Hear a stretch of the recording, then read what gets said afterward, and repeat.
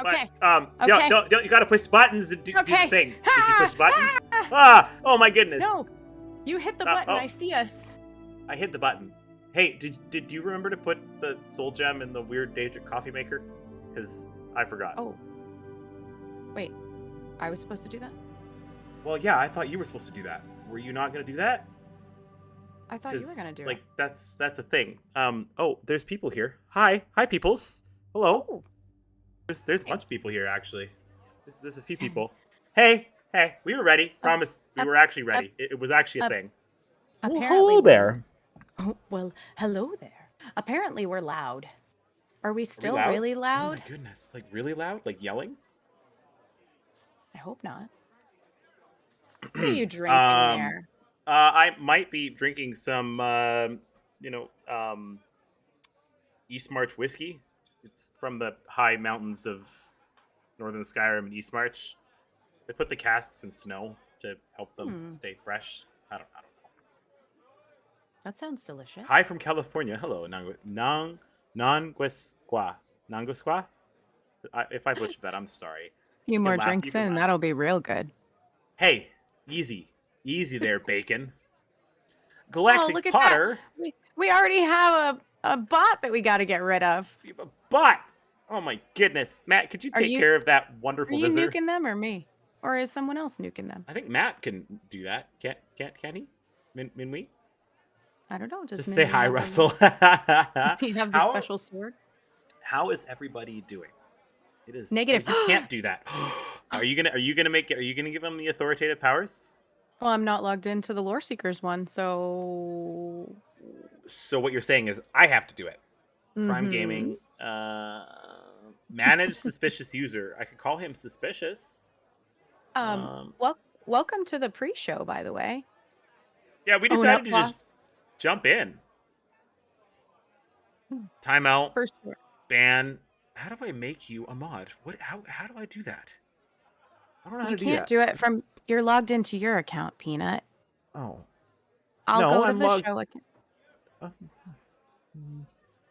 gonna need to know what whiskey that is, Peanut. Tom, I'm gonna tell you right now. Okay, chat. If you can guess what whiskey it is, I'm drinking. I know. Yeah, you know. You're not allowed to guess. You're not chat. Dang it. You're co-bacon. Okay. Oh, hang on. Whiskey. Whiskey. Mod. Man, oh, I got the caps lock on. Why do I always have caps lock on? I don't know. Pro. Did that work? Invalid username. Oh, I put 2 U's in there. Way to go. Okay, hold on. If you can't get it, I'm in the dashboard. Done. For all the yelling you do, I don't do any yelling. Who yells? Holster. What are you talking about? Rats, now I have responsibilities. Just small responsibilities. Be nice, please. Don't be mean. Please don't be mean. Just be nice and help us kick out mean people. That's all. Mean no people trolls or trolly people? No trolls in the tavern. Troll in the tavern. No. Wrong game. Troll in the tavern. The prophet wants to know. Lurks, kicks cans. Hi, Shiloh. Hey, what's up, Shiloh? Thank you for popping in and joining us. I need to find the notes. I have them somewhere. Was this them? Really? Hey, no, they were open.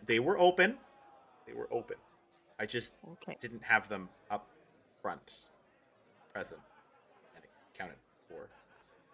I'm loving my headphones. These are the wrong notes. It's like I'm on fire from the candles that are. Oh, there we go. That are behind me. No, you're in front of the candles. You're sitting in a chair with the map behind your. That's back. what this is behind me. It's just like they're sizzling up. It's weird though because like your hand doesn't reach past the chair. Neither does mine. You know what? This is a no hands stream. No hands. High five. I don't know which direction I'm going. Beep boop. Hi, Catty Jacks. I'm trying to figure out where my notes are, and I'm being distracted. And it's here they are. Found them. You Oh, did it. I had that open. I don't know why that was open. Okay, that could just go away. That can come over here. You guys, I promise we will actually have a show at some point here. It just might take a few minutes. But don't worry, it's all gonna be good. It's okay.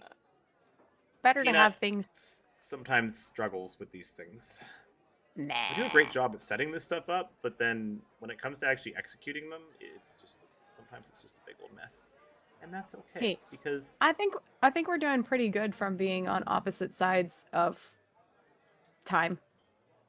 opposite sides of time. Not to mention, Yeah. we like, what did we lose an hour, gain an hour? Yeah, You know. lost one. Thank you, Mr. Minwee Pro. That's the Recording word lesson. I Onyx. want that. Welcome. Recording, how are you? Good to see you here. Oh man, it has been quite a few minutes since we have been live. We have tried so much over the last few So, days. so You know, much. before we go any further, we're gonna have to redo that because have you pressed record? Nope. Okay, so here we go. We're gonna press record. We're gonna start this right in 3, 2, 1, go. Uh-oh. There we go. It worked. Okay, perfect. It has been a many minutes. It has been many minutes. Nobody likes daylight savings time. I know daylight. Do you know what? We're gonna blame the reason why we haven't been around is because of daylight saving times. That's the only reason. We're gonna call it that. That's the reason right there. Holy man. How have we all been? I mean, I've been working a lot. You gotta stop that. Well, it kind of, pays the bills and lets me buy things like microphones and cameras and, Pop filters and pop filters, the important things that we need to do a show. Yeah, that's right, Gwen. Akatosh messing around. yeah. Tis true. Blame Akatosh for the reason why we haven't been live in a long time. So. Indeed. Oh Yeah, it's been. man. Remember that last time when we said again, see you in a month. I won't Well, talk about it. When was our yeah, last me stream? either. Okay, our last stream was Maybe we shouldn't December. point it out. December. December. It's December. We'll get this. March. We'll figure this out. We'll figure it out. We will get to this point where we kind of figure out a routine. So. I do agree, Conif. Conif is in chat and he says, I like this Hey, version of Conif. Daylight Savings. Spring forward or whatever. And this was apparently the last one. I don't think Akatosh is going to mess with us anymore. I heard rumor that this was the last one. So. Maybe for you. For me, Well, it has to do with whether the Californians decide to get on board with just like scrapping the whole daylight saving time thing. indeed. So, you and I might actually be only 2 hours apart instead of 3 hours apart at one point. Whoa. Wouldn't that be would weird? Be amazing. That would be kind of weird. Strange. It's Too expensive to get rid of it. Don't jinx this. Oh my goodness. I wonder how many different clocks. There's a lot of clocks to change. They'd have to change a lot of clocks. That's a lot of money. A lot of man hours. That's true. That's true. We should probably talk about like what we've actually been up to though, besides just dealing with time changes. I think we should. Do you want to start or do you want me to start? Oh, it doesn't matter. Why don't you go first? Okay, I'll go first. What have I been up to since the last time we were here, December? That's what I asked. A lot. First off, it snowed a lot. So I've been busy with work as well. But in-game ESO, let's talk about what I have been doing. Playing a lot of Tales of Tribute and realizing how terrible I am at it. I got good with the first 4 decks. I really did. I worked really hard on mastering my Tales of Tribute. The first 4 kind of starter decks, I got pretty good at it. I have a few favorites that I like. What else? We had the New Life. I was doing New Life stuff for a while there, and I think I actually kind of stopped for a bit. There was the New Life Festival. And then I don't think there were any major events in January. Melee Festival kind of ended, and it was kind of just like a lull. Yeah. And then February came along, and there wasn't a whole lot going on in February. To my Peanut, did you get your Ensite deck finished? I'm getting there, okay? I'm getting there. So February wasn't a whole lot. There was the Explorers Festival. Now, I'm going to say straight up, I spent a lot of time during the weekend Explorers event, which gave us a double XP. I did a bunch of Master Writs, got all those a bunch of those out of my inventory, bought a bunch of stuff, sold a bunch of stuff, spent way too much money. I had 6 million gold in my bank account. I now have about 2. Money bags. Yeah, I've spent probably about 4 million gold on mats and resources. So I'm officially declaring that Toasted Peanut is poor when it comes to gold in game. And if you'd like to donate, you can send it to @ToastedPeanut, peanut spelled with a 3.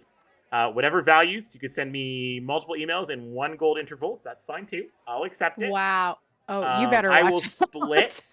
I will split my profits with bacon. That's a thing. I will do it. I will split the profits with bacon. So 50%. Actually, no. You know what? 25% of what I get will go to bacon. March came along. I finally finished High Isle. For those of you guys.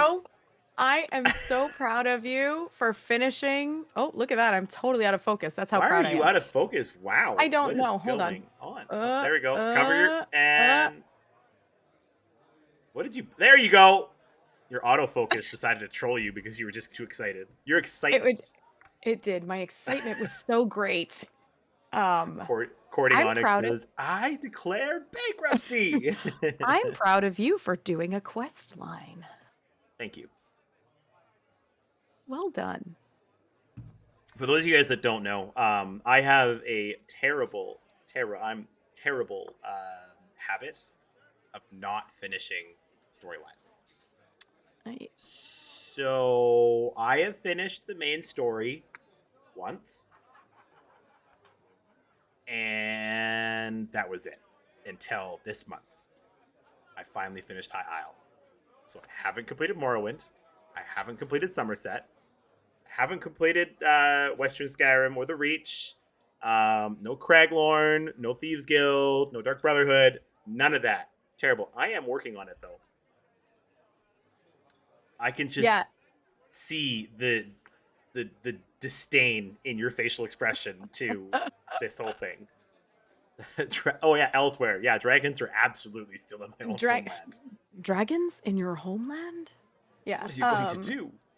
I know what we're going to do. We're going to start making you do a segment where we ask you questions about lore. Oh, we're doing this now? Completed our quest lines. We're doing this now. So this is an official thing? I don't know. Is it official if you say it on the stream? So apparently it is official. I am going to be giving I'm kidding. a little bit You of an don't have overview. to. I might have to. No, you know what? You know that they can't let me not do it. Now that you've said it, I'm going to have to do it. Tom Harkin says, please tell me you've completed Clockwork City.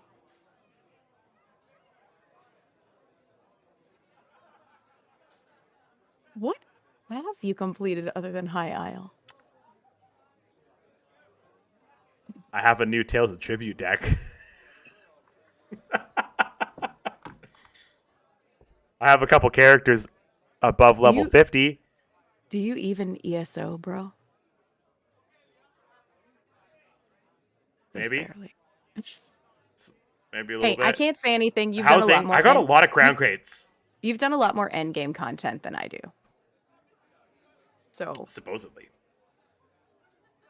Have I shown you all my crown crate collection? No, you have not, but I believe that it exists. Those people that know me really well know that I have a crown crate addiction. A big one. Yes. Back me into a corner and he flexes unopened crates. Amazing. That's it. I could pull crates from 4 years ago. That's a thing. Wow. So yes, Minwee, to answer your question, I did finish my Ensai Hunting's deck collection. I spent 4 hours farming High Isle Delves, and I finally got the stupid deck collective card that I needed after finishing the High Isle quest. So basically, ESO is saying, ha, we realize that you've never completed anything in this game, so we're going to make you work for this last deck fragment. And it made me work. 4 hours of just jumping around. So I went from being a half-decent entry-level 4-card Tales of Tribute player to an atrocious 5-card Tales of Tribute player, and I am terrible at it, and I have a lot of practice to do with a brand new deck that I know nothing about. So that's a thing. Like I said, I wasn't joking when I said I'm proud of you. I am actually proud of you. Well, thank you. At least somebody is going to give me a little bit of moral support here at the fact that I finally finished a story quest. Now I have to go to Galen. Hey.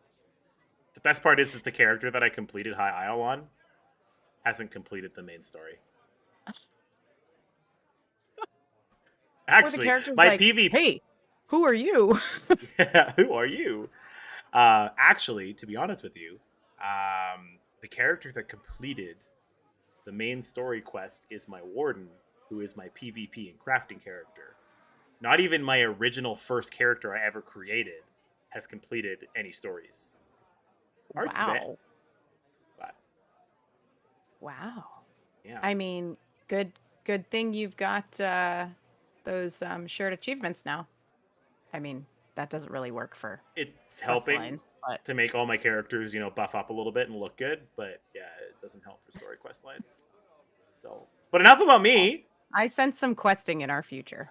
I think there might be some dual questing where you're just going to stand off to the side of a quest zone with a little arrow above your head, and it's just going to be your character standing there, arms crossed, waiting for me, tapping its foot, waiting for me to basically complete that quest before I'm allowed to leave. That could be a fun time. Could be a fun time. And speaking of standing in front of doors and not letting people leave, what about you? What have you been doing? Well, working a whole lot. Well, first of all, let's back up. For Christmas, because we haven't been here in a while, so for New Life, I received my lovely audio upgrade that we have here. So I've got my microphone, which is great. Doesn't she sound absolutely heavenly? I'm so excited. It makes me so happy. So I got my new mic and kind of messed around with that. I actually did some voice stuff for a few other friends. So it's been fun to kind of like play and learn a little bit with this now that we've got it. Other than that, in game, unlike you, I actually haven't finished the High Isle quest line. So I gave you not be part of the club. Why don't you just hurry up and get it finished? Jeez, you're so behind. Well, if you could just tell them to have me stop working, that would be part of it. Let me make a few phone calls. Yeah, because I once again got on the crazy work schedule. So at one point when you and I wanted to do a show, we had the exact opposite work schedules because I messaged you and said, "Hi, I'm going into work," and you said, "Well, that's funny. I'm just leaving work." So that's kind of why we haven't been able to record for a while. So 60 hours of that during the week doesn't really help with game time or with podcasting time. Wasn't there a week there where I was coming off of my shift at midnight my time, which is about like 3 o'clock your time, and you were leaving your house to go to work for early shifts? Yep. And then when you got home, I was leaving to go to work for my shift. And wow. Yeah, that's part of the reason why this hasn't happened until now. Minwee Pro work signs up for 4 podcasts and 3 travel trips. Okay, calm down. You're right. I'm gonna get to that in a minute. Anyway, so yeah. I mean, in game, what have I done? I've done a few things. I did some farming with you during one of the events, which was really fun. We just kind of ran around and did a couple things. I now have Oaken Soul on PC. And and I almost have it on PlayStation. The funny part about that was when I was farming those leads, I don't know what RNGesus was doing, but I pulled a lot of them on my first time, except for the harvesting ones, which took forever. Forever. But I got like the safe box ones and stuff on the first pulls, so I got very, very lucky with that. And Bacon Soul. Yeah, so I have Oaken Soul. Other fun things that happened, I think since we recorded was when you all pulled me through Sunspire on PC that one time during some event. I don't know what event it was, but the PC Loreseekers pulled me through Sunspire, and that was super fun.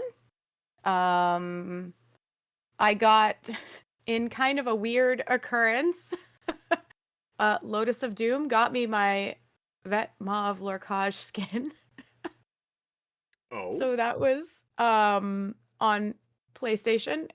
That's a bit of a tough subject because it was during our pre-show for SnugPod. He was like, we're doing a run and it was a no-death run and there's only 11 of us and we died. So like, do you just want to come be a body for the last boss and like just hit it and then you can get your skin? And I went, heck yeah. And then I had to beg Gwen and they were gracious enough to let me to go. So I went and did the last boss with them and got my VMAL skin, which is kind of fun. But I also kind of feel like I cheated a little because you did. I didn't run the whole thing, but I'm going to. I will. It will happen. It's on the agenda. Is it on the agenda? On the agenda. It is on the agenda. Let's see what else has been going on. Just other general stuff like, in-game, picking up quests here and there and whatnot. I'm looking forward to Necrom and to making an Arcanist, which I know we'll probably talk about in a little bit. And go ahead. I was going to say, I may or may not have already started planning which character slot I'm going to be deleting. Meanwhile, I'm like, oh, look at all these character slots I have because I only ever play on one character. But yeah, so looking forward to that. And other than that, yes, Matt made fun of me a few minutes ago for all of the gaming things that are happening. But in a turn of, again, massive RNG, I was going to go to PAX. Or wanted to go to PAX East, and then I decided, no, I can't go to PAX East. It's too expensive. I have a vacation right beforehand. And I entered a Twitter drawing and won a 4-day pass to PAX. So, yay! But also, that meant I was scrambling, so now I had to book a flight and all of that stuff. And I'm really excited because I can't wait to meet some of the ESO fam that's going to be up there. We have plans for a dinner with people and whatnot in Boston, so I'm super stoked about that. Boston. And then after that, Boston. And then after that, I went and found out about the ESO live event that was happening, and I went ahead and went, why not? I probably won't get in. Let me just register. And then I got an email that said, congratulations, you're in. And I went, oh, okay. So, yeah, I also am now scrambling to do that on April 12th and 13th. Do you want to tell us a little bit about what is kind of anticipated for PAX and ESO Vegas, or do you know anything about it yet? Or I don't really know for PAX other than the fact that there is a lot going on. I unfortunately will only probably be able to go to one full day of the 4 while I'm up there. But the schedule is so massive that I think it's just going to be like a walk in and decide what to do when we're there and walk around with some of the other people. I know Avron's going, Lotus of Doom is going, Pylon's going to be there. So a lot of people that, play ESO, have been content creators, podcasters, stuff like that in the past. Nephis, lots of those peeps. So hopefully I'll be meeting them and hanging out with all of them. And yeah, we'll see. There's no ZOS presence at PAX, which I was bummed about. And that was one of the reasons why originally I was like, oh, okay, well, maybe I can miss it this year and I'll go next time. Um, but then the Vegas thing was announced, and I went, oh man, maybe that's what I should do. And literally, like, the next morning was when I won the tickets to PAX. That's awesome. So it was like, okay, now I have to scramble and do both of these things. So yeah, I'm looking forward to. Oh, Rob, good. I see Rob the Princess in chat said, I'll probably see you in Vegas. Please say hi. Please do. Um, so I know that obviously a bunch of ESO fam will be in Vegas, and for that, both the days are kind of like long. Like the one day is noon to 9, I think, or noon to 8 p.m., and then the other day is noon to 4. So I'm looking forward to it. I'm very, very excited. So we That is will, awesome. yeah, we will Now, see what happens, and I can't wait to report back with everybody. is Bethesda going to be present for PAX or? I don't know. Wow, interesting. Yeah, Okay, all I right, don't know. I that's just know awesome. that Gina said Zos is not going to be there. Or let me rephrase Zos will that. not be at PAX. Maybe Elder Scrolls Online essentially will not be at PAX. Like they normally used to do the ESO Tavern outside of PAX, Mm-hmm. and now they're not doing that this year, and I think it's because they're doing Vegas. So that standalone sort of event. But I'm really excited about it. Todd's too busy hiding to avoid Starfield questions, Minwei says. Oh, that's too good. That Oh. is too good. So yeah, basically what it breaks down to is lots of work, only some game time, not as much as I would like. Uh and really weird RNG that I guess I can't complain about, but I'm very, very thankful for. Winning. Except that my wallet is like right now. It's just like you open it and it's like moths fly out. More Like, things just keep more bills just fly away, right? It's just like, oh, there yeah. was $100 in there, it's gone. Just flew away, grew Yeah. wings, and just went Yeah. So worth other it. than that, yeah. Oh, one other thing that did happen actually, it's because he's in the chat and he said it, and that's very sweet of you to say. I got to hang out with Booch, in California. So I hung out with him for a couple days, actually when I was on my vacation, and then I also got to meet Cash. So I The one and hung out with only. the one and only Cash, the Was he lore dressed seeker. in cashmere outfits? He was not dressed as Cashmere. Oh man. No, no. Oh, But it was an too good. amazing. I loved, after knowing someone for 5 years, it's incredible to actually get to meet them in person. And it was so fun and just delightful to sit and chat with him. So I So was was that glad your to. first time meeting Cash in Yes. person? Mm-hmm. Yep. That's crazy. Yep. That's So awesome. it was good stuff. It was good stuff. That's So exciting. It's always I remember they like Cash and Jibs used to talk about like meeting some lore seekers at different festivals and conventions and whatnot, and even just like in general, like IRL, they would just make arrangements to do it, and it was always just so like worth it and warming just to meet those hmm people. Like, hey, I talked to you through a video game and a communication software, and that's all I know about you, and then I meet you in person, and like you were saying to me, it's like you've known this person for 5 years and they're your best friend, and you literally there's no awkwardness, it's just straight on. yeah. Like I love that. And same with Booch. Like I love this community that we have because everybody that I've met, and I joke and say that my Lore Seeker sticker book is filling quickly, and it is, because I've met quite a few people over the last few years. Um and yeah, it's incredible just to be able to like That's awesome. and just walk up and hug somebody and be like, "Oh my gosh, it's you. It's you. You're right there in front of me," you know? Yeah. So, one day, Peanut, it's gonna happen. one It's gonna day happen. It's gonna one day happen. it'll be like we'll meet up and be like, hey, you're that crazy. I was in your time zone. You were. We were that. I That's how close we've come. We've I come know. that close. Yeah. So You were just like the hat on top of where I was. it might have been like the air above the hat, but Okay. Well, same thing. so That's yeah. awesome. That's Well, it's exciting, what I've but been also doing. busy. Very busy. Very busy. Good, good. We've been busy with other things too. ESO's been busy because they announced some stuff since we were here last. Absolutely, they did. Should we talk about it? Should we talk about it, or should we just like not say anything and just leave it alone? Yes.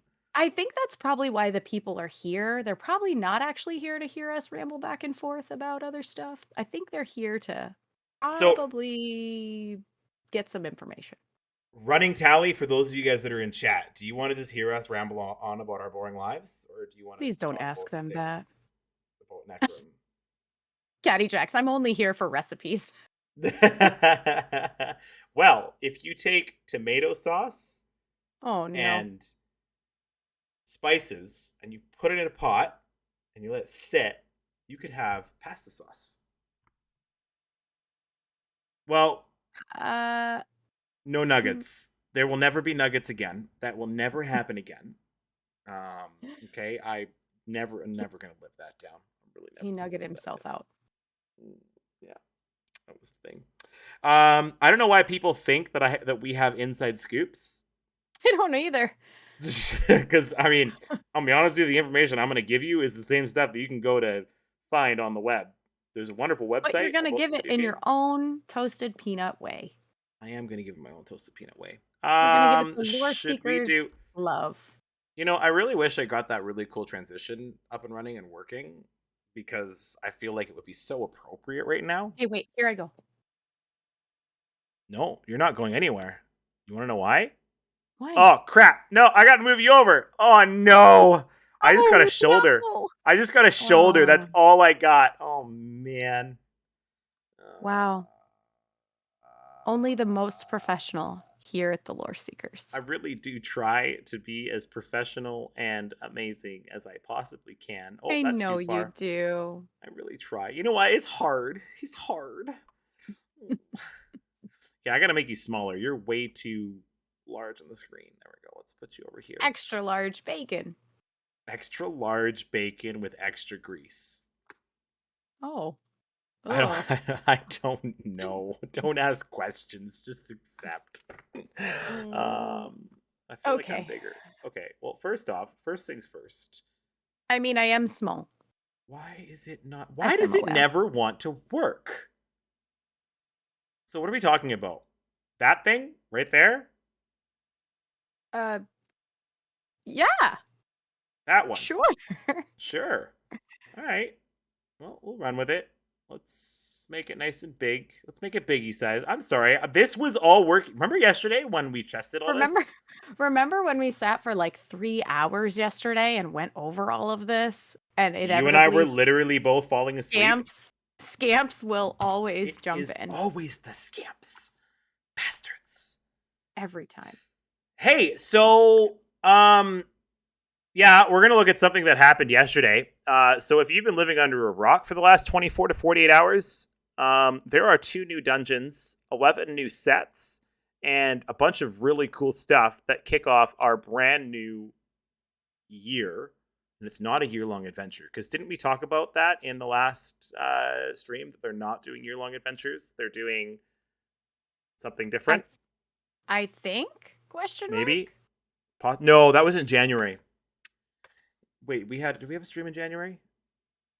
No, we didn't. I don't know. Anyways, moving on. No anymore. I don't know anymore. Whatever.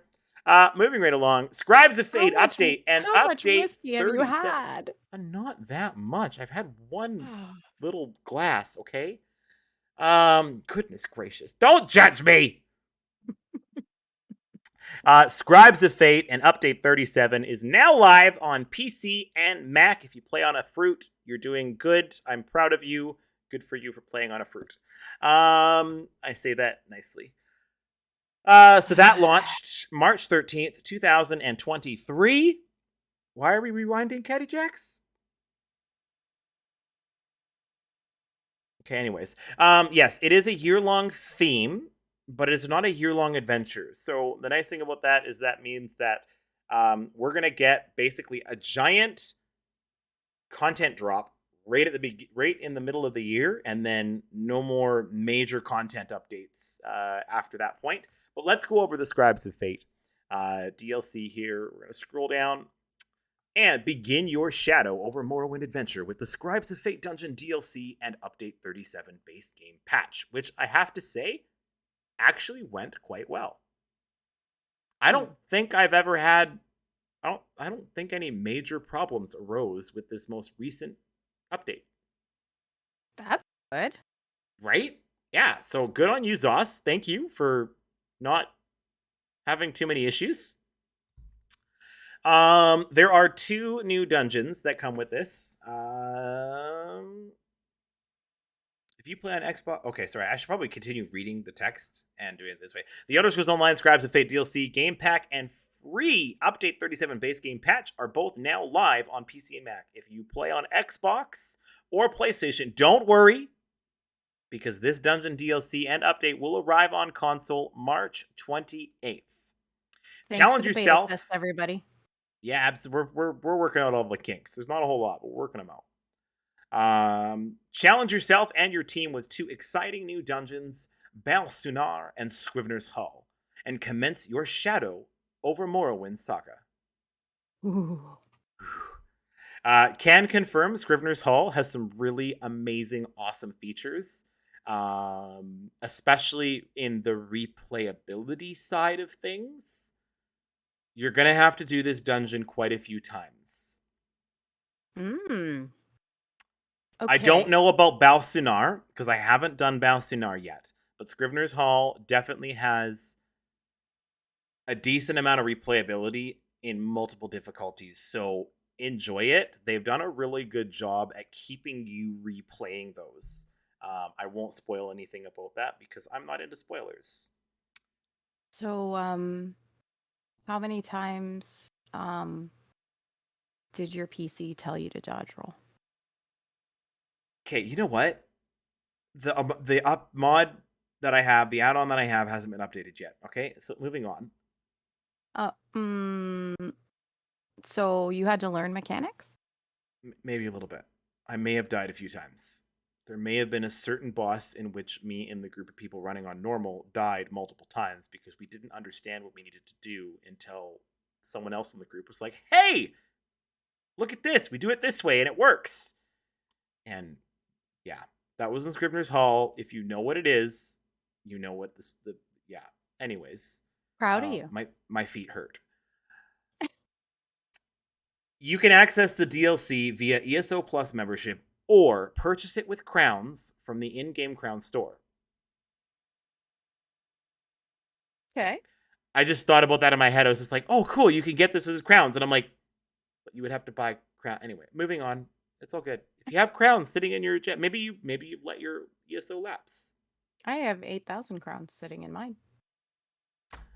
Yeah, you do. Well, you had. I may or may not have. You didn't look, did you?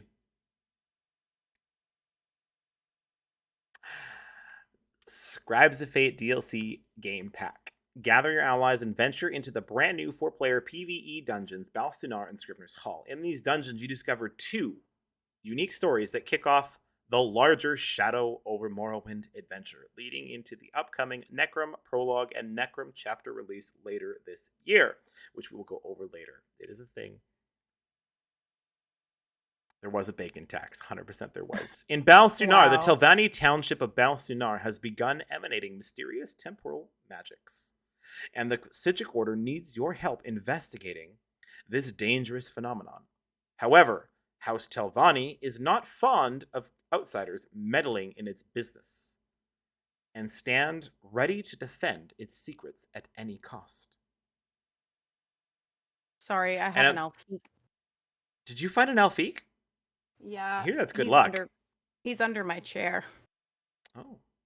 So apologies if you hear Alfiq meowing. Meowing? In Balsunar, you and your allies must battle through time itself as you race to uncover the truth behind the not tempora. It's not tempora. It's temporal anomaly. Are you hungry? Chaotic. I might be a little hungry. Before its chaotic influence can spread to all of Morrowind. Learn more about this dungeon's settings, challenges, and rewards in our recent preview. So if you haven't checked it out, go check it out. I haven't checked it out yet. I'm bad. In Scrivener's Hall, the Scribes of Mora were once a peaceful organization dedicated to the collection of information on behalf of the Lord of Knowledge, Hermaeus Mora. However, a sinister new leader has usurped control over the cult and threatens to lead the Scribes of Mora down a dangerous path. Team up with the Scribes of Mora's former leader, Kishargo, and travel between realms as he seeks a powerful relic that is key to reclaiming his position as Magna Stylus. What a title. I wonder if he writes. He's a big do we use him? Do we use He's him not- to just write out He's not all a of the micro lore? stylist. He's a Magna Stylus.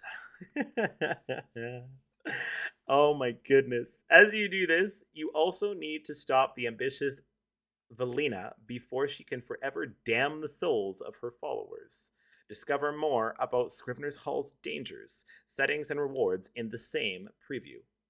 You can also attempt both dungeons in normal, vet, and hard mode difficulties. Each mode features unique rewards and achievements, including 6 new item sets, 2 monster sets, and a host of collectibles, including a new skin, emotes, and more. Best of luck. Before I carry on with this getting started with the Scribes of Fate, I want to talk about the new item sets. So here I have them. I went to esohub.com right there and I found them. There are 11 new sets. So there is 1, 2, 3, 4, 5, 6 dungeon sets with some decent stats. Pretty standard stats, honestly. The 5-piece one on this one is kind of decent. And completing a fully charged heavy attack applies major cowardice to your target for 1 second for 1,000 weapon damage. You have lowering their weapon and spell damage by 430. You gain major courage for the same duration, increasing your weapon and spell damage by 430. This can occur every 12 seconds. Current durations, major cowardice is 1 second, major courage is 1 second. So, looks like there's some decently packed sets available in this. So, we have 6 new dungeon sets, which can be grabbed from the new dungeon DLCs. Each dungeon provides 2 monster sets, the Ozazin, the Inferno, and Roxa the Warped. So those are the 2 dungeon sets that we can get. I don't know which halls those each come from because I haven't played the vet one, but regardless, they are available. There's also some new PvP sets, which means that if you have any unopened rewards of the worthy, there is the chance that you might see some of these PvP sets dropping in your unopened pieces. They don't count! Nope. I feel like a fool for saying that. Because that was an old trick. Because I've opened old rewards of the worthy, and that was an old thing. Did they must have fixed that then in this last patch. They patched it. Oh, buggers. I don't think it was the last patch. I think it was a couple patches ago. Was it a couple patches ago? Maybe. I don't know. I don't know. I'm really bad, and I just open everything when I get it. See, I keep one a day for the Matt cringe. transmute stone, but no, I'll do that if I get a big stack. I'll do that if I get a big stack, but I also don't ever really have a big stack of PvP rewards unless we're doing, like Mid-Year Mayhem or White Strikes Mayhem or whatever we call it these days. The ones that I'm opening may or may not be from last year's Mid-Year Mayhem. Just saying. There you go. But lots of different sets that you can get through the dungeons. You got new PvP sets. So any new reward of the worthy coffers you get can be opened with a chance to get a couple new PvP sets. So I would say if you're looking to get into the gold market right now would be a great time to go and repair some keeps, get some rewards of the worthies. Roll your dice on getting some of these new sets for PvP and then selling them because they're going to go for a very high price for the first couple weeks here until the market gets flooded with them. So, little insider tip there from the Loreseekers ESO on how to make some gold. For the wood! For the wood! It absolutely is a PCNA thing. If Peanut is leading the group, just know that you will die from fall damage at some point. Cliff dropping is mandatory in all PvP events that I am a part of. If you don't like it, well, there's the cliff. It's over there. Well, the good news is I'm a wood elf, so guess what? I can fall and I'll be all right. I But noticed your wood elf can take some hefty fall damage off of some of the high points of Solitude's crafting location. indeed. Yes. Anyway. So, if you would like to get started with the Scribes of Fate, you can access the Elder Scrolls Online Scribes of Fate DLC game pack via the ESO Plus membership. So, if you already have a running ESO Plus subscription, guess what? You get the DLC. It's free. It's part of it. You've already paid for it. You're paying a monthly subscription. You're giving Zos your coin. You get some cool dungeons and some armor sets. But there are some people out there that, they don't do the ESO Plus thing. And that's okay, because this game is great in the way that it is free to play for anybody who wants to play it. You do not have to put a single cent into this game other than buying the game. If you want, you can pay 1,500 crowns from the in-game crown store listed under the DLC section, and you can pick up a copy of these 2 DLC things. 1,500 crowns usually runs somewhere around like the, I don't know, like $22 mark. Don't tap your mic like that. Yeah. It was an accident. Goodness. I'm a noob, okay? And it's sitting on my... You're doing absolutely wonderful. It's sitting on my desk in this most precarious place. In the most precarious position. This is not very good. If you are not doing ESO Plus, so what was mentioned in chat there is there are some benefits if you're looking for something to subscribe to. There are some great benefits. Obviously, you get DLCs. You get a monthly subscription allotment of crowns to spend at your leisure. And you also get the unlimited crafting bag, expanded bank storage, and expanded bag space, as well as an XP earning bonus to go along with it. I'm just throwing it in there. And then you also have the possibility of a furnishing bag in 2025. Don't give me stuff that's 2 years out. I don't want to hear that. Don't do that to me. Don't do that to me. I have so many furnishings. Don't make my heart. The collector's bundle for Scribes of Fate is available for 4,000 crowns, and it includes access to the DLC crown, the game pack, pardon me. The mount, which is shown right here, it is the antecedent Scholar's Guar. Good job. If you don't already have that or any Guar, please make sure that you send all Guar pics to an @SparkyBagman. He loves Guars so much. They're his favorite character. Creature. Guars. Can we have a playable Guar? Can you imagine? That would be amazing. Just a Guar running around, just like spitting. You can just randomly play as a Guar. Just randomly play as Guar. Things that I'm learning about podcasting with you are Ron Burgundy, and you will absolutely read what people type in the chat. I will. I love it because some people just say Ron Burgundy. Yes. I really will. I love it because you guys are hilarious. For those of you listening, the Loreseekers has no inside knowledge on craft bags in 2025. However, if that does happen, you heard it here first. Yeah. There it is right there. For those of you guys that are listening on the podcast, we do these episodes live on Twitch, so you can head over to the Twitch channel and join us. We advertise it, broadcast it, all those fun things. You can come hang out with our goofy shenanigans, and you might even get to see some live cut out footage that you wouldn't get in the podcast that you would see happen. You might even see me goof up. You might even see Bacon picking her nose, because that happens from time to time. Anyways, collector's bundle. Not. There's also a Blight Lord's Skeever pet and 5 crown experience scrolls. Stop picking your nose. I'm not picking out of your nose. Everyone in this chat right now can tell you that I am not picking my nose. I saw it. We all saw it. No one saw it. We saw nothing. You can teleport directly to the 2 dungeons. One of them is located in Stone Falls, and the other one is located in the Rift. Those are the 2 locations for those 2. Hey. There's no major spoilers. It's just they're there. That's where they are. That's it. I'm not reading chat because I don't want to say that because it's just I'm gonna screw it up. I I'll will. say it. Say it. Say My it. What did it say? character has a 2 guar garage. 2 Guar Garage.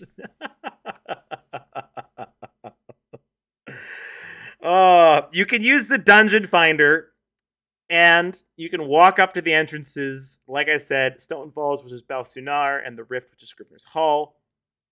You can walk right in the front door and say, "Hello, I'm here." Finally, Maybe not unless you're pulling aggro. you get to receive. You get to receive. Finally, simply by entering either of these 2 dungeons, you receive the Lost emote. You have to wander around like you're lost and you don't know where the heck you are. But not all who wander are lost. Okay, wrong RP. Okay. It's okay though. It's all good. Have you had a chance yet, Bacon, to see the new character select screen? I have. Okay, so character select screen, not the launcher. We'll talk about the launcher in a minute. The character select screen. What is your first opinions? Honest answers. I want the picture to be up.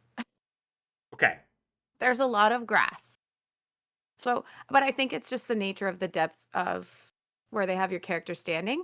But because everything in this patch and in Morrowind is like one of the most impressive things is the mushroom towers, right? Mm-hmm. And in the screen you can see them, but like a bunch of them are cut off, and I just wish that we had like a little less by our feet, like just a smidgen and a little more height. I don't know. It just feels like in the background of the High Isle one, we kind of had where it like cut off and you could see, water or whatever in the background. So I felt like the depth perception was better. I don't hate this one. I like how vivid it is. I just wish that I guess it's me being a screenshot junkie. I just wish that it was like tilted up a little bit. Oh, Minwee. Be nice, Min Minwee. He's making fun of me in chat. But yeah, that's my opinion. I don't think it's a bad screen. What do you think? Zos, please don't hate me and please don't ban my account for saying this. I feel like you walked up, you took a screenshot using the F12 key for Steam or the print screen key for the keyboard. You upped the saturation a little bit and you said character select screen. Ooh. Yeah, I'm sorry. I'm not a fan. Okay, so if you could have had what would you have liked to have seen in the background of the character select screen? Because I don't think they would do Apocrypha because, first of all, we don't know how that ties into the story. And the story True. is named Necrom, which means that probably a majority of it is going to take place in that portion of the zone. Well, I do believe that might possibly be Necrom in the background. It is. It is. Okay. But I'm saying, like, what? I don't know. Okay, well, I what would agree you with have you. liked? I agree with you. For a background, I think panning it up a little bit, a little more mushrooms, maybe an overlook. Why don't we go out and see, like, Yeah. find a hill or something like that overlooks an area and have you on top of the hill. Maybe overlooking the city of Necrom, maybe have a couple watchers floating around in the background or whatever for some random reason. I don't know. But yeah, I agree with you. There's just a big old field, and that's it. There's some kind of structure, it looks like, right in the back, like behind the accessibility window that we're seeing there. Which is, I'm going to go over some of the new accessibility features in a second, but I saw this and I want to talk about it. Looks like a door to a mushroom tower, to be honest. So mushroom houses. Yeah, I literally wish that the character in the screen and the horse and the stuff that it's showing were slid back like what I would consider like 10 feet for the character. Like pan it almost out? if they were, like if they were, like if you physically moved them back to like where that rock is and then lifted the shot a little bit. To me, that would Yeah, be nicer. But I again, agree. that's being probably a little overly critical because, Yeah. I mean, let's be honest, how many people sit in their character select screen for a long time? I mean, I do. Okay, I do too. But, like, is that the norm? No. That's what I want to know. So if it's not the norm, how many people are really noticing it? You make a fair point. My rebuttal to that, and I mean everyone's entitled to their own opinion, and that's okay, is this is our first capture of the new Hmm. zone. If we remember High Isle, like you said, That's High true. Isle had a really beautiful backdrop with the picture of the keep. You just got a big, beautiful new visual. And yes, we've already been to Morrowind. Everyone knows what Morrowind looks like. I don't know. For me, I just feel like maybe they could have thrown a little bit more effort into the spoiling of the thing. However, See, what what bugs me more than this one is the login screen. And it might be my resolution settings, but it feels pixely a little. that's fair. That's fair. I haven't. I for some reason I can't picture the login screen for this new one right now. Or you talk about the High Hmm. Isle one, No, I'm talking about this one specifically. Like I the felt new like the High login screen. Isle, yeah, the High Isle one I Okay, felt like looked really high def.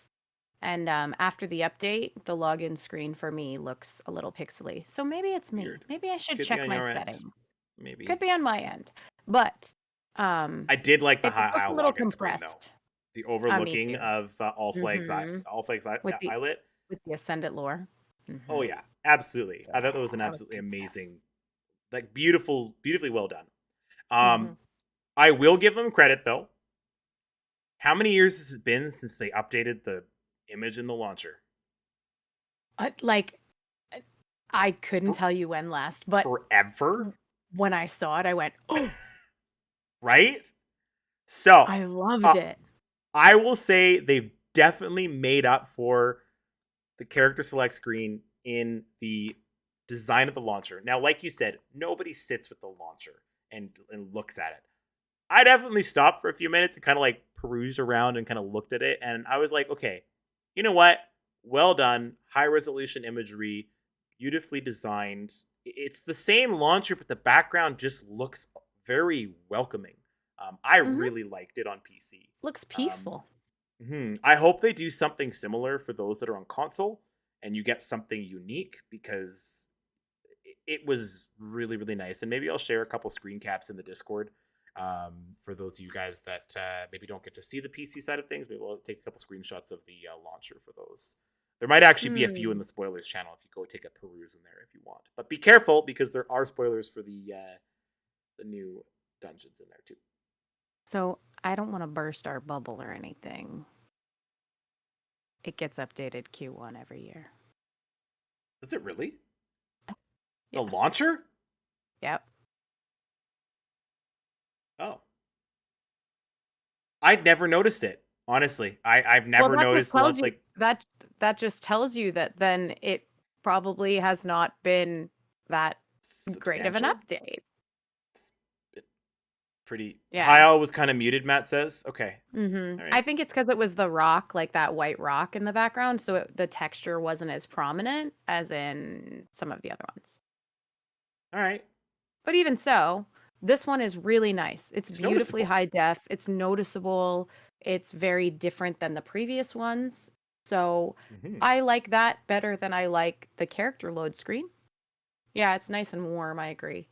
A lot of So, warm colors, 100%. hmm so it's good. So speaking of warm colors, some accessibility features were updated, which is awesome. So you made a point in our last episode I did. that they added in new interactable animations for different nodes, and they made it And they've more added green, and they've and they've added they've more. added them since then. They also now Yeah, have like the wood chopping and yeah. certain harvesting Um, ones. so the point that you made was that from a visual perspective, the color green is not as intense on the eyes, and a little bit more, a little easier to work with. Hmm. So they have added more on that side of things. One of the big things is they've added in screen narration for those that are visually impaired. So they'll Hmm. narrate to you what exactly everything is coming up. With the setting enabled, you can choose between a masculine or feminine voice and set the volume and speed of the narration. It is available in English, French, German, Spanish, Japanese, and simplified Chinese. Um, so really awesome feature. It's nice to see that ESO is jumping into making the game more accessible to those that may have specific. Can I use the word limitations? Is that allowed? Is that a Say limitations. I would say different abilities, differently different abled. abilities? Okay, I like that. Yeah, different abilities. Um, so it's good to see that they're doing that. It's making the game more welcoming and inclusive of many different types of people, which is awesome. Um, I love this. the next one here. No, just that in general. Oh, Like just accessibility overall for gamers. That's really, agreed. really important to me personally because being that I do a lot for Extra Life, um, I think it's kind of come more to the forefront recently. Like accessibility for gamers of all ages, kids. That's one of the reasons why I like the one bar build so much, is because there are people out there that probably can't bar swap. And, We had somebody in our you know, chat a couple episodes yeah, ago. I think our first episode. like people that can't bar swap, people that um just have a different way of gaming or playing the game. And I think it's fantastic that this is making it more available to them, because I don't know what other MMOs have in terms of accessibility, but it seems like an MMO could be very overwhelming Mm, for different types of players. So absolutely. um I love that they're moving forward and doing these sorts of things. And it's looking at it from all perspectives too. It's not just one path of gaming for someone. It's looking at it from the visual, from the auditory, from the interactable, and just actually from the play as you want kind of Yeah, scenarios. So they're hitting on all of these different targets, which I think is pretty exciting. 100%. 100% agree. So, from a cosmetic perspective, jumping right into the game physically itself, there is this new patch, update 37, introduces a new cosmetic tool called Hide Shoulders. Um, It is available for event tickets from the Impresaria event vendor. Hide Shoulders works like Hide Helm and allows you to hide this part of your outfit, customize your look in an outfit station. You know what? You want to know something? They put it behind event tickets.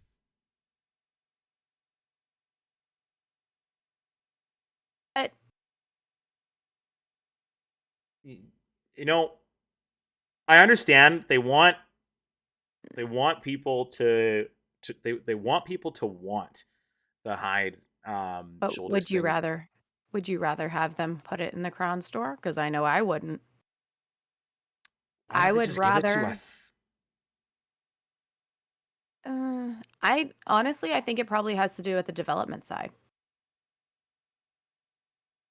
I guess. I don't Coding? know. I just maybe I don't know. I was like I'm gonna get it. It's gonna happen. I'm gonna put my tickets towards getting the Hide Shoulders thing. I'm never gonna not do it. But I was just kind of like, really? You put it? You're right. They could have put it in the Crown store. 100%. They could have put it in a Crown crate. They could have. Yeah. Um. I don't know. Is this available through Endeavors? That would be something I'd like to look at Mm, because that would I be my feel like that would be my other after, side of it. well, I think after the event, you're still going to be able to purchase it. So here's the deal. Mhm. My understanding, and I could be wrong, so if I'm wrong, chat, feel free to correct us. My understanding is that for this first event that's live, you'll be able to purchase it with the impresario, but then once the impresario goes away, you will still be able to purchase it in between events with tickets if you're sitting on them, or you have them in your inventory from the vendor that's there like all the time. Okay. Um, So I So don't they're not think you're under limiting it a to an event. correct. It's not like a time constraint. It's just if you want to use the tickets on it. And I don't think it's a lot of tickets either. I think Yeah, I it's haven't pretty even looked, honestly. cheap, It'll probably if I tell me remember here in a correctly. second. So, Yeah. but I'm excited about this because there's certain skins that have like elements of things on your shoulders and you yeah, can never see them. So you have to try and like pay an exorbitant amount for some style that's like really thin. I can't remember. I have some style on my character where it's literally just like two little plates, like right yeah, here, and it's so you can see most of the top of the one shoulder. yeah. Um, Either that so or you it'll have be to like nice that find people a don't have to single hunt side that down. shoulder piece too, right? Because there are some of them that are just Hmm. like the one side, so you can expose the other. But it's definitely Yeah. awesome. I love the fact that they're adding hide shoulders in there. I think that's fantastic. You can hide your helm, you can hide your shoulders. I've been looking forward to hide gloves if they ever do that, because I'm Mm. a big fan of just having open fingers for these kind of things. So it's definitely, maybe they'll go for that. But yeah, I don't know. I'm that was just my little two little gripe there. Can I also point out that this character profile here has 1 billion gold? It's Actually, probably on they have 1 billion on gold. the PTS. On the Yeah. PTS. So if that character wants to share some of that gold with me, by all means. Yeah, Uh, that that's true. Yeah, I agree with you, Rob. It says just because they could have put a paywall in the way doesn't mean it's not annoying that they did put a ticket cost on it. I agree. yeah. Um, that's true. Hide helm is automatic, so why not It have was hide that shoulders was be the same way? I base don't know. game. I'm not sure. Maybe there's something on the back end that we don't know about, but it Very does true. seem like if it's going in that spot anyway, how could it not be there if we're constantly adding styles no matter what? Unless that's how they're going to add it. Maybe it has to be consumed. Um, you know what I'm saying? In order to have it added in from the coding perspective, like on the back Make end. me find it in a chest overland. Random Yeah, draw. but do any people farm that? But everyone opens chests. Yeah, but do you know what a nightmare it would be? Yes, I do. I just spent 4 hours farming for a stupid deck fragment. Exactly. You just answered your own question. All right, let's move on. Oh my goodness. Housing improvements. Finally, Update 37 also includes a host of quality of life improvements for the housing system, including new filters for the editor's placement and retrieval tabs. That's going to be handy. The ability to reset training dummies, also going to be handy. Mhm. And the ability to see a full list of furnishings when shopping both furnished and unfurnished homes. I love Um, that one. that one will be nice. I can actually see what they are. These are just some of the free additions and improvements coming to the game, so be sure to check out the patch notes on our official forums to discover more. That is our Update 37 and Scribes of Fate information. Don't have any more information. I don't have any like secret Gina emailing me cool little things, be like, hey, if you happen to talk about this, you should, because it'd be awesome. We don't get that kind of stuff here. We just read Nope. off of the website, and that's what we get. I think one other thing that I wanted to mention was that if you are a Amazon Prime person, there is a Prime Gaming set, not set, Prime Gaming costume piece that you can get by linking your Amazon account before April 14th in 31 days. It's called the Do it. Dragon Slayer bundle. That's the armor set. Those are the skins, the skin dyes, and some cool facial adornments that you can put on your character. All you got to do is link your Amazon Prime account to your ZeniMax Online account, and you will get those things. You just click the little button, get in-game content, and it will walk you through the steps. If you are a Prime member, if you're not, hey, well, that's your choice, and that's totally cool.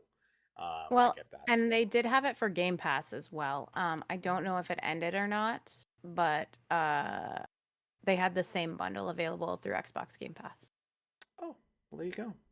So there you go. The Xbox Game Pass people. I would be curious to see maybe is it the same set for Xbox Game Pass It and PS it Pass? is. It is. So maybe it's still running, actually. Maybe they're running all three concurrently. Sony's stingy. We don't get stuff like that. Oh, you guys don't get free stuff over there? Oh, okay. We do get, well, no. We do get free stuff. Like, we get games and stuff, but we don't get, like, stuff like this physically through Sony. Like, you would have to download it through, whatever. But if you get it, here's the thing. If you have, like, a PC account and a PS account, or an Xbox account and a PC account, if you get it on one, it's shared. So, yeah, I got it on both. And guess what? Oh my gosh. I'm sorry. This is really important. It's not in our notes. Consoles got Discord. Welcome to 2023. I am so excited. Have you tried it yet?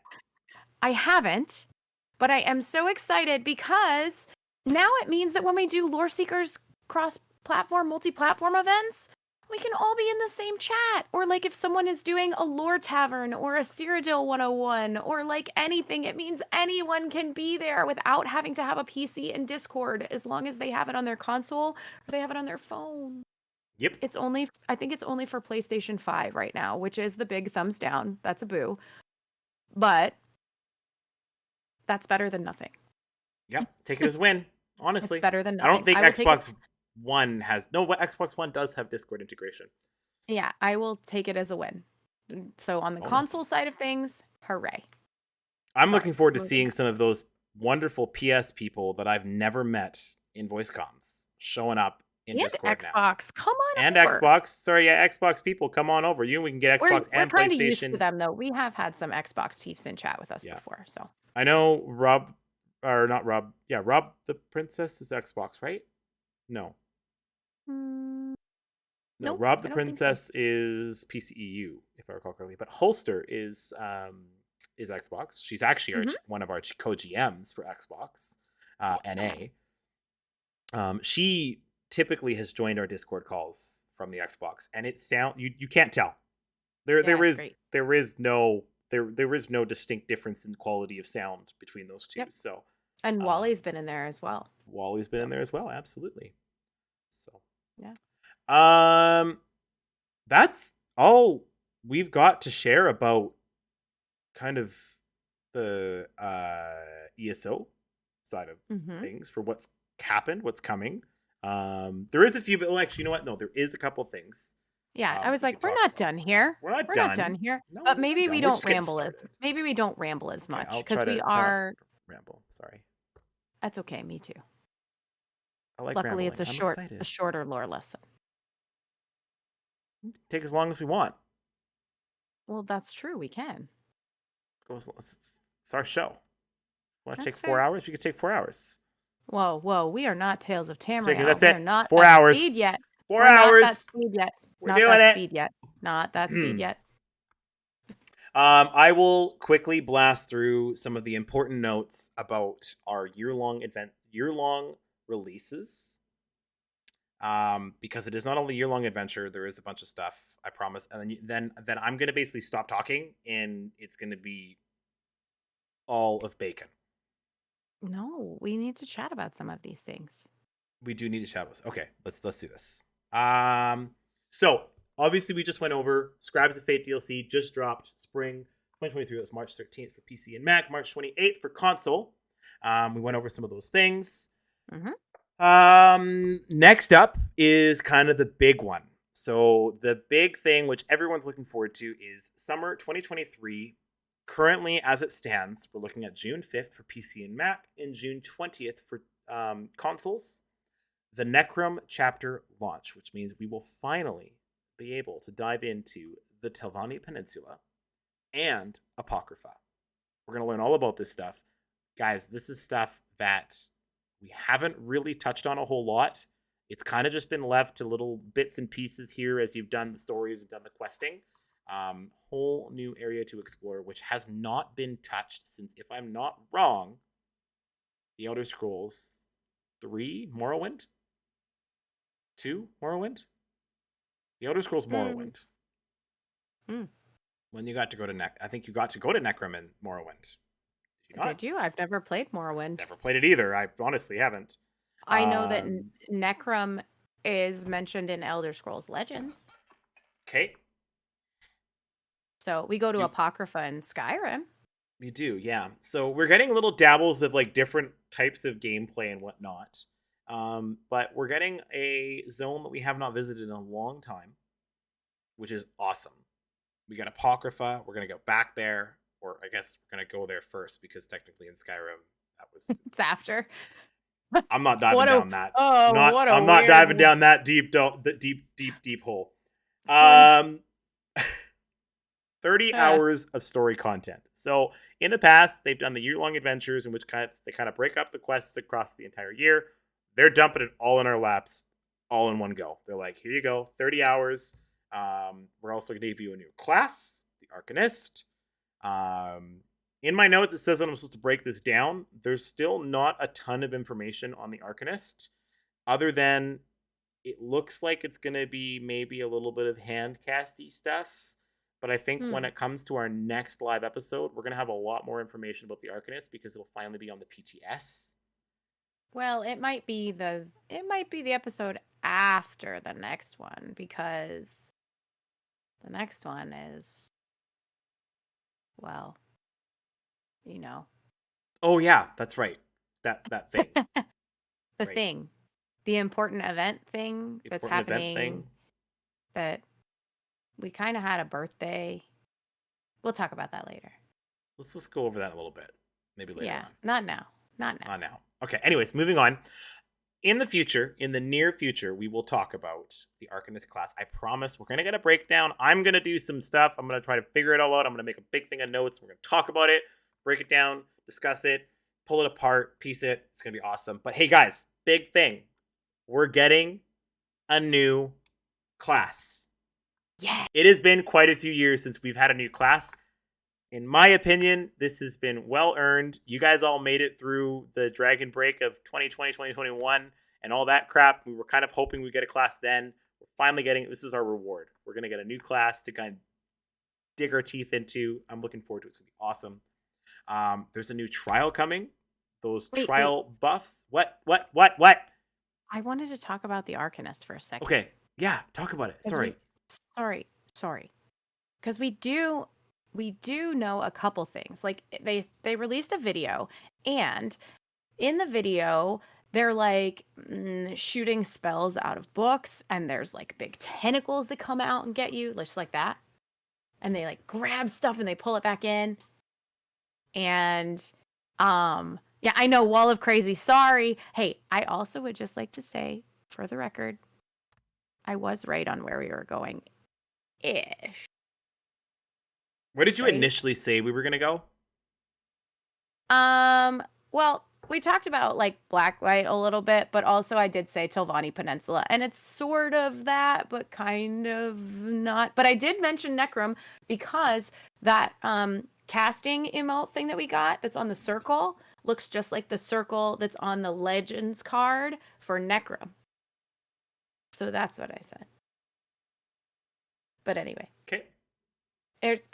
Let me pull my red yarn over here and put it there, and then I'm gonna run my piece to down there, and then yeah, I know, nuts. Anyway, but so I super excited because the animation for the Arcanist that they showed in the videos looks really, really cool. I'm really digging some of the stuff, and I hope it doesn't like bog down too many people's visuals when they play. Because there's this cool one where they like, I don't know if it's a buff or a spell or whatever, but you get like kind of these flying like runes around you, and then it's kind of like on the ground around you, as well as the book glowing when you're casting things. So I'm kind of hopeful that we'll get like a tome and like dagger or tome in like one hand situation. So, like some ESO based Doctor Strange stuff? I mean, not like, like nothing like that. Right? Everyone right now watching the video is like, what are you two doing? Don't worry about it. But yeah, so I don't know. I'm really excited about it. I think it's gonna be like some of the Warden animations on like times 85. I'm really excited. I want to see what the ultimates are. Like Leviosa. It's Leviosa, not Leviosa. We're doing a Anyway, lot of Harry Potter references and a lot of Lord of the Rings references in this episode. We're gonna get we're in trouble. nerds. We're nerds. Okay. It's what we do. Anyway, so that's all I wanted to say about the Arcanist. I'm very excited to see how it matches up with other um different skills and animations and all of those things, because I think that you could build a really, really cool character out of this. I'm excited. I'm excited. It's one of the first times I've actually like actively probably wanted to try and make a new character. Are you Like, gonna delete your current character? absolutely not. How dare you say something like that? How dare you? I will never delete my Wood Elf Nightblade. Oh man. I love her too much. Don't get rid of No, her. I won't delete her. I might just, spend some time with other character for a little bit, which most people do on the daily, but I don't. It's fair. So there you go. Okay, now you may continue on to Oh, the new okay, trial. cool. Because We have a new I've trial. been crazy. I've been crazy. So now we have to talk about sanity. Do you like that segue? The new Okay. trial is called Sanity's Edge. I can't take you You love seriously me. when you stare at me like that. New trial, Sanity's Edge, for those people that are very interested in trials and love a new challenge. The new trial is going to be available in June, as well as 2 new companions. If you are someone who prefers digital friends over real friends, you could have 2 new ones. Don't you talk about Ember like that? She's with me all the time. I love Ember, actually. She was dealing with all the crap that I dealt with that tribute deck piece with me. She leveled up quite a bit, Mhm. actually. Yeah, she kept me Yeah, company. you better not Yeah, knock on companions, because you could have done that all on your own. I could have. If I didn't have Ember there, it would have taken twice as long. Azander Al Sibiades? Sibiades? Azander. Azander. And Sharp as Night. Well I done can't on say the all second one. easy like that. I aced the second one. Would you like to take a Yes. crack at it? Why don't you take a crack at it? Azandar Alcibiades. Azandar Al Sibiades. Sibiat Azandar Alcibiades. Sibides? Sibiades. Sibiatis? He's a red guard, right?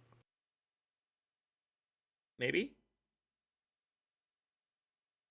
Okay, anyway, we're going to take drummer drops and move on to There are suddenly he's Greek. suddenly he's Greek. Okay. There are new world events. There's a new Tale of Tribute deck, Almaxia. Almalexia. Nope, try again. Almalexia. New Tales of Tribute deck. More Almalexia. mead. Almalexia. And there'll be another 10 new item sets. So get all your farming done for right now, because you got 10 more to farm in June. That's only 2.5 months away, friends. Actually, that's less than 2.5. I don't know. Anyways, moving on. What kind 4 of new math mythic are we items. doing here? Don't worry about it. There's new collectibles, new antiquities, furnishings, dyes, new achievements, and titles. All of that is coming in June. Holy crap. Q3 is going to be focused on quality of life improvements. We do not have a date for that yet, but that's what their focus is. So that's a different approach to from the year-long adventure to this new chapter launch system, which is they're going to give you a dungeon in Q1, a full-on chapter in Q2. They're going to go back and they're going to take a look at some of the bugs and issues that have been present in the game for so long. They're going to give you a quality of life improvement patch, and they're going to be working really hard on fixing some of some of those pesky bugs that have kind of been just sitting around bugging us for a long time. So hopefully some of those ones will get fixed, patched, and then there's also some quality of life stuff. So there might be a few tweaks and improvements that'll come with that.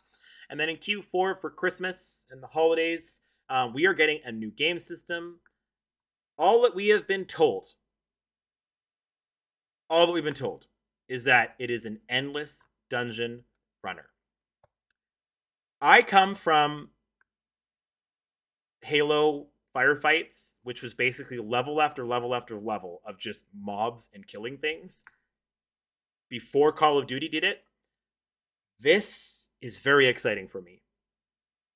The prospect of just spending 10 hours playing in a dungeon, farming mobs. Don't give me that look, okay? Sometimes I like to have a no life for 10 hours, okay? Okay. Is absolutely fantastic. So I'm really excited to see. What do you think? What are you? I can see you're just like giddy. You're over in the corner, just like I want to tell people what I think. No, I'm listening. I'm loving listening to you. I got excited because we had a new follow. Thanks for following, Debellin Mage. Thank you, thank you very much, Debellin. Prophetic Swine, Geek Me Out, Just Leo. A bunch of people followed us today. Lots of new followers. So thank you everybody who's followed us today. But yes, Q4 Christmas. New game system, Endless Dungeon Runner. That's all we can say about that because that's all we know. There's so many fun things. I'm excited. Hopefully, in the next couple months here, we'll find out some more information. But I am very excited about it because it means people who main tanks can take a buddy. buddy system. Like people who main tanks, it used to be a nightmare to do like Maelstrom and stuff because it was just like poke, poke, poke for hours. And I'm very, very excited that now you can potentially take a buddy with you and not have to worry about like a super aggressive amount of damage because you can just do it together. So I'm Just take your excited about time. it. Hey, I got an What? idea. What's your When this idea? comes out, let's do it on stream. Do you want to be my First buddy? time. First time, you and me, First buddy. time? Okay. Pin it on the wall. Chat, pin it on the wall. Bacon and There it Peanut is. are going to do an endless dungeon stream. I hate to tell you this, I just hit my mic again. I didn't hear it. Okay, good. Perfect. All right. I think that's it for me. I don't have a whole lot more to talk about. Well, we did kind of have something important happen, or do you want to talk to that? You want to talk about it that at the end?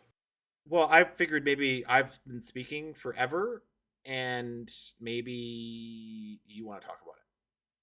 Or you want me Okay. to talk about it? No, I can talk about it. You, So I've been, yeah. you okay? I got you. So we had a pretty important birthday just recently. Well, sort of birthday. We have kind of a few birthdays technically in the Loreseekers. So the first one that we had was our like not our podcast anniversary, but the anniversary of the podcast that started all of this, which was February 26th. So February 26th was the 5th anniversary of the Loreseekers podcast, the original one with Jibs and Cash.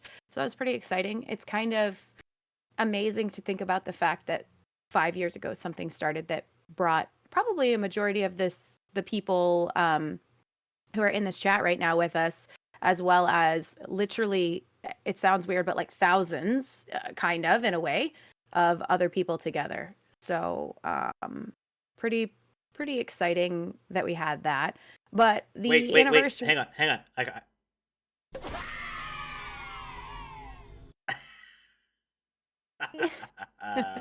I loved it. I wondered what you were typing because I heard the rapidly as you were doing things there. But yeah, so we had the podcast anniversary. And it's kind of fun because, you know, we've restarted this part of it up again. So it's pretty fun that we're, you know, celebrating that, or that we mentioned it at least and celebrated it in Discord. But beyond that, the actual community anniversary, our Discord anniversary, is April 19th. So Yay, that's Discord. yay Discord, yay community. So looking back on it, the Discord was started in April 19th, and as that gets closer, I think we're gonna try and do a big 5th anniversary episode, aren't we? We I are. think so. Well, here's the deal. I know everybody in chat is like, yeah, we'll believe it when we see it, you too, because we said a month last time. But this time it's this time it's I promise you, maybe I shouldn't promise you. I don't know. We're doing our best, okay, with our crazy schedules, but we are definitely going to have a 5th anniversary show and we've got some fun things already planned. The other thing too is if you're in the Loreseekers community with us already, we have been doing a couple of different events. There's things planned for the 5th kind of throughout the year. We just have not all of those events running at once because we're saving them to do them kind of sprinkled throughout. So Minway Pro did an awesome Just event. gonna say. Yeah, which was I don't want to call it, I almost said lore bingo. That's not right. My goodness. That is That is not what it was. But it was a riddle card poker sort of scenario. So you had to solve different lore riddles, and within the lore riddles, then you got different cards for different zones. And it was whoever had to make the best hand. So that went over really, really well, and it went quickly. It did. Oh, I think a lot faster than people thought. It went so quickly. I don't think we were expecting it to go as fast as it did, but it was really, really fun to watch people kind of come up with the answers to the riddles, and I know he worked really hard on that. So we have some great people in the community that will be, doing events throughout this whole year to celebrate the 5th anniversary of the Loreseekers community. So looking forward. There were 3 winners for that, were there not? I believe so. I'm trying to scroll probably up really, really far in my chat and see if I can. Probably pull them. Yeah. So, I believe that it was Raylan, Ping Pat, and Booch. Hey, you just saw Booch. I did. He took all his winnings and he went down to California. That's exactly what it was. So congratulations to those people. Yeah, it was awesome. So that's kind of it. Gwen. Oh yeah, that's true. Gwen and Holster also got in on it for a few cards as well. So they weren't the first, second, or third place, but they did get in on the cards, which was pretty exciting. So that's pretty much it in terms of currently anniversary announcements. Stay tuned. Keep an eye out on our Twitter and on other places. The other thing too is by the time we do that show, I should have already been to Vegas as well as PAX. So I'll have a little bit more to share there because I know that the Vegas event, supposedly, I think we're going to get to play some gameplay. So we'll see. What are you perusing right now? I just found a link to the Arcanist, but that's, you know what? We're going to save that for when we have our next episode. I need something to talk about in the next episode. So. Okay. I think we'll have plenty. Yeah? But just in case. Just in case. I have a backup thing to talk about. Well, there you go. See? So, and you can find links probably to all this stuff in show notes. I'm sure we'll drop some show notes into our stuff when it goes in the audio form, right? Have we been doing that? Okay. Was I supposed to be doing that? Nope, but I'll get you some. You can do it. You're a champ. Aren't you? And the ESO fam. Hang on. Wait, which hand? This one? Hold on. Oh, there we When does my hand disappear? There we go. Wait, pull it back a little. Oh boy. What? I don't even know anymore. I think we might be losing followers. People are just disappearing. We're taking too long. People are like, we're out. Oh my goodness. Anyway. Ember would so be that's proud. That. Ember would be proud. Hey, you know what else I did today? What'd you do? Well, I haven't had a lot of time, first of all. And then I was on vacation because, I was in your time zone and we talked about that earlier. On vacation. I wasn't home. That's my point. Anyway, I've been doing a lot of other things, but then we got together and talked about the episode, and it was kind of... everybody that's listening to this in the audio form, he's mocking me in the video form. He's making little hand puppets and air quotes around me as I'm chatting. Anyway, what I was saying is we chatted last night, and then, as we do, it was like 1:30 in the morning, and we went, what are we going to do for lore for this episode? And it was like, well, we could just talk about the update because there's a lot to talk about. And then we just started spouting off ideas. So many And ideas. then all of a sudden, I went, yeah, sure, why not? I could totally write that tomorrow, right? Like when we get up in the morning, I could write a lore lesson in the morning. Remember that time when you were 3 hours ahead of me, and normally you're like up when I'm getting up? I think I was at work in my work truck, and I got a message from you. What did that message say? Yeah. It said, oops, I just woke up. That was like what, 11 o'clock, 10 o'clock? 11:15 my time. But also, I never sleep like that. And everyone in my household was still passed out because we were all in the wrong time zone for us. So we are still recovering. So yeah, anyway, then you said, oh, it's okay. You don't have to do it. And I went, no, I'm doing this. So in about 3 hours, I wrote this. And yeah, I don't know. It might not be good, but it'll be fun. You know what? I think it's going to be just fine. I think so too. I seem to have a trend starting, and I don't know if it's a good trend or a bad trend. And that trend is, yeah, why not? Let's just write it right before the show. Just go for it. Send it. Oh, all right. Well, There we go. you All ready? right, are you ready? You ready? Right, Why not? I'm gonna go over Let's do here. it. I'm gonna push Let's this do little it button on live. my microphone, and then I'm just gonna give you a little ambiance. So everybody, sit back, relax, and enjoy a fireside tale.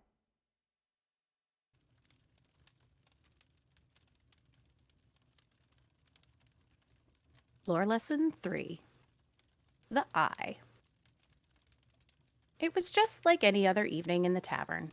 The sounds of explorers sharing their adventures over pints of ale were beginning to wind down as the two moons shone high over the cozy escape that had been a home away from home for so many.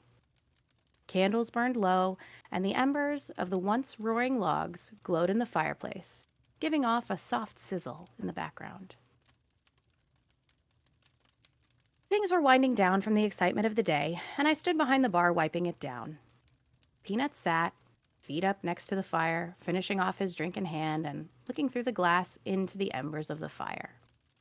We were the last two in the tavern, and, as usual, we were awake way beyond when we should have been, resting for our next adventure in Tamriel. Hey, Crazy. Hey, Peanut. All in all, I think the Explorers celebration went well. Drinks were full and flowing, and we had lots of new Loreseekers come through the tavern. I'm excited to see what happens as this place grows. Me too, I said with a smile.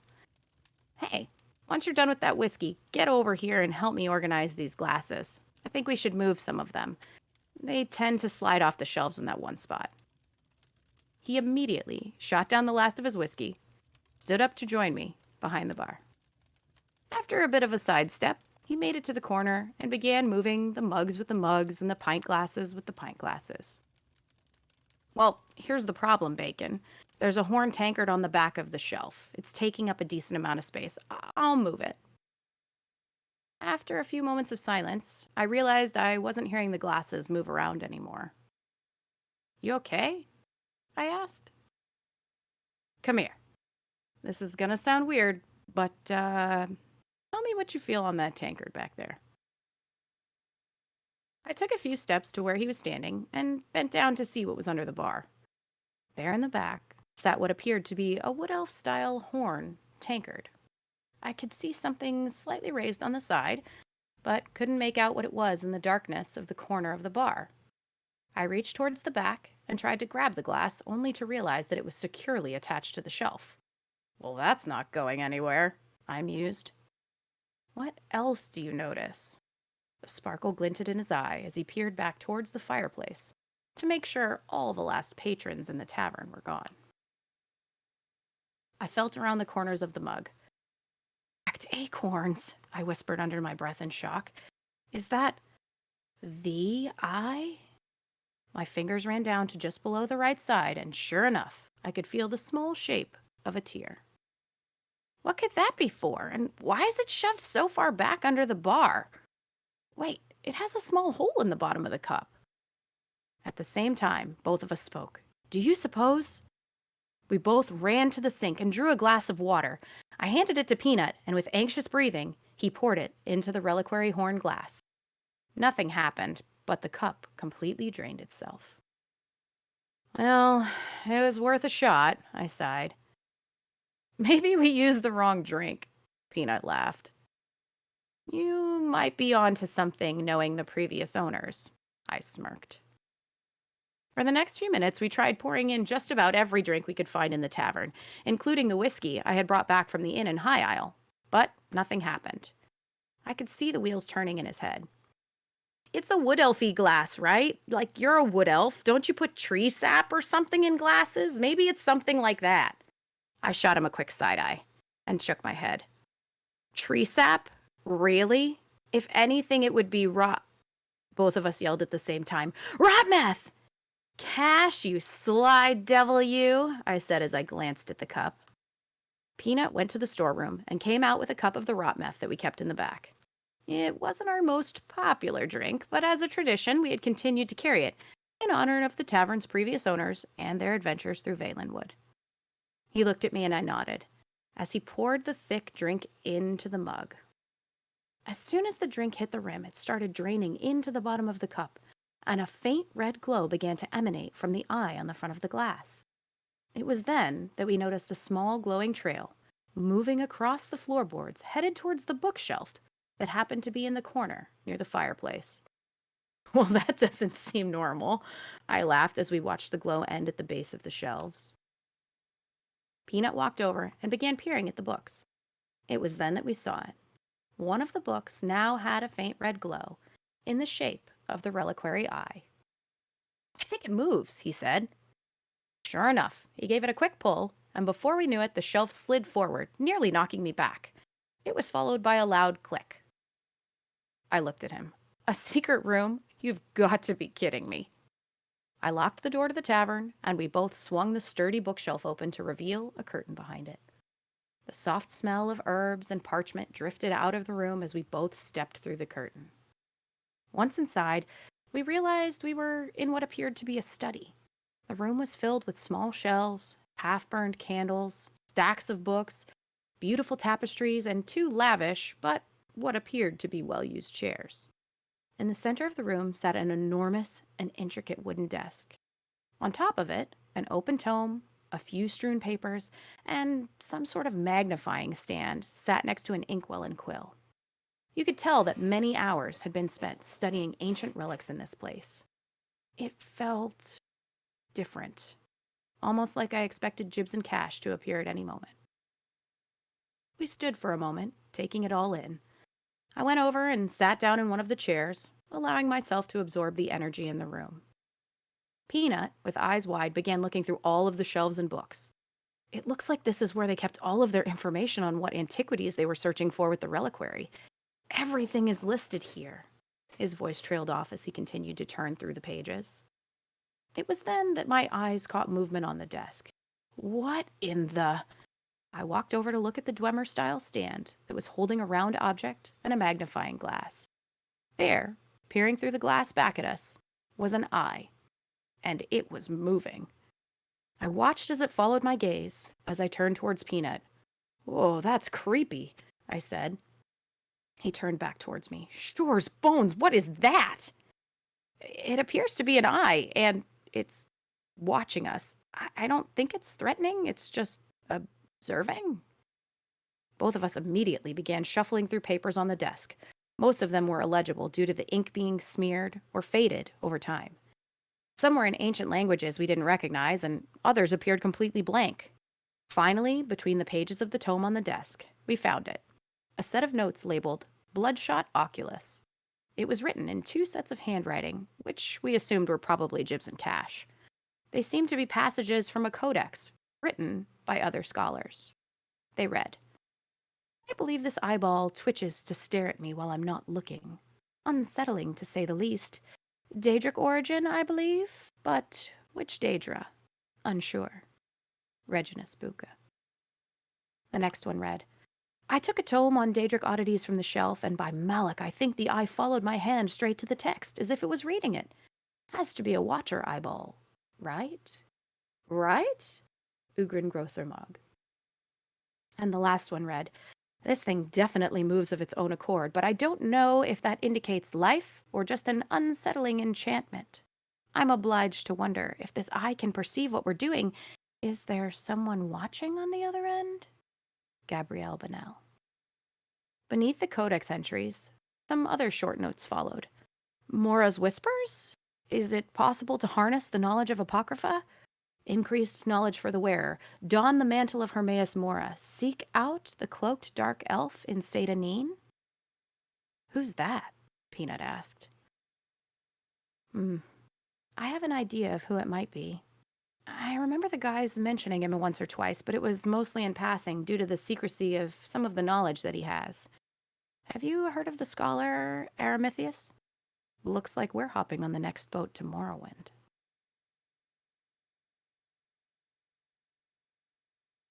The light cut through the clouds as we stepped off the dock in Seda Neen.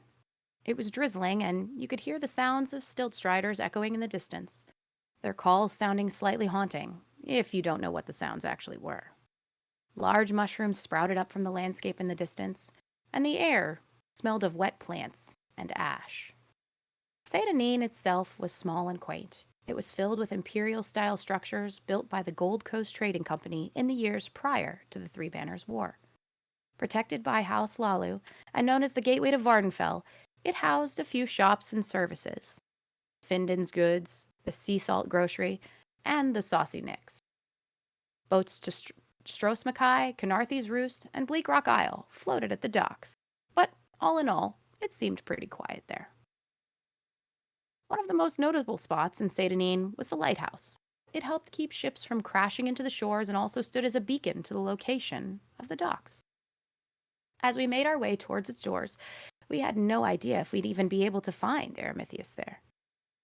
Hope we didn't travel all this way for nothing, I said.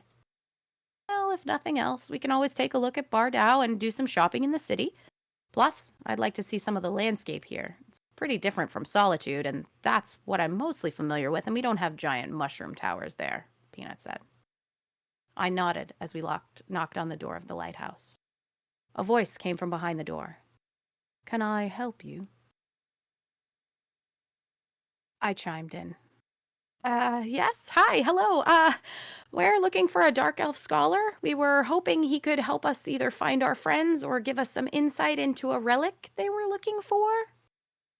And what makes you think that you'd find someone like that here? The voice spoke from behind the door. Peanut looked at me and nodded. We're friends of the guild, he said.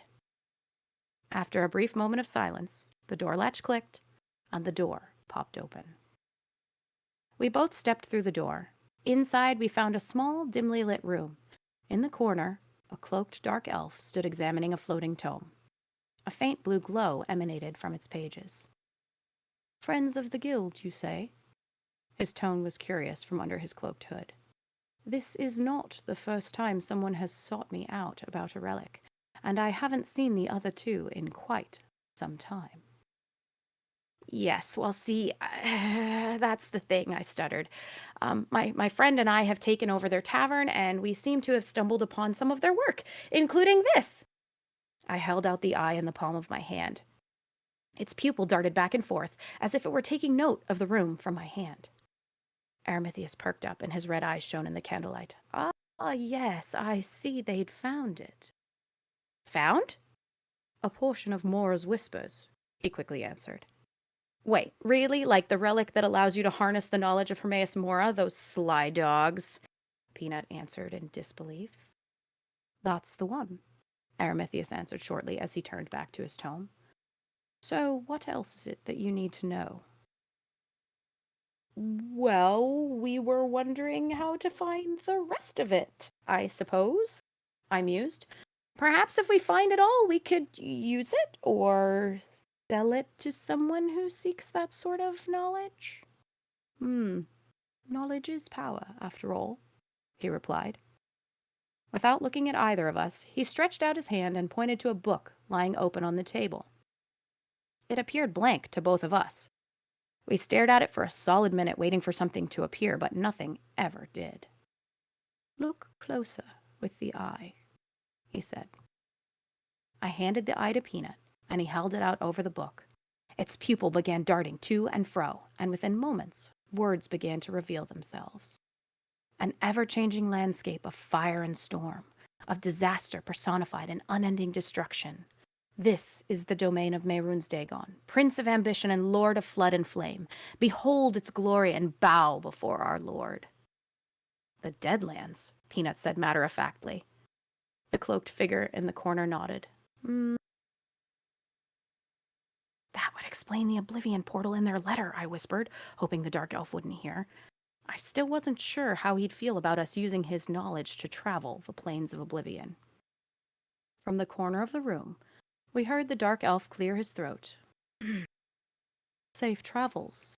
I hear it's hot and unforgiving there."